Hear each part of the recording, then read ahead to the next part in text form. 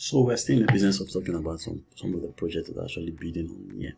So another one we're talking about is Mintbase, a kind of visual economic starter pack or NFT factory that you can use to. You can upload your music there as an NFT, a membership card, whether you are offering sports or probably platform like Patreon, where you're offering services, tickets, gaming, art, photography, or a kind of product like my shirt now you want to offer it an NFT. So if you really look at some of the stacks, this platform has I think 30 or more than 30,000 people already using it and creating different stores on Mintbase. But one of the challenges why they are coming to me is that of high gas fees. It's not something that is new to anybody. But you know that Ethereum is not that good when it comes to builders. And you, as a person that is building, you would not want to build on a chain where you know that people will not use it because of high gas fees. Because most of these stuff that Mintbase is doing, there are stuff that probably a person wants to buy a ticket.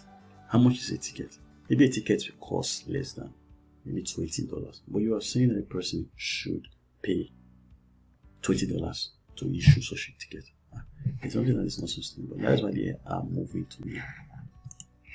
Okay, this is the store.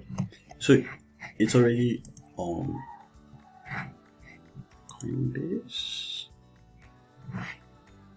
So once you are able to log in to MetaMask, this is the original store before the transition to this is how it will look like.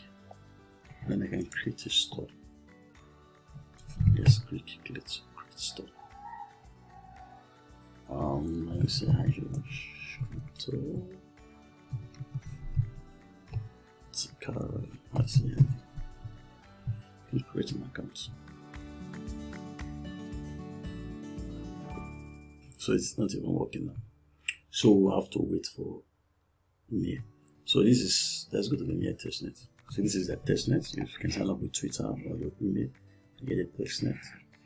And then this is store someone has created.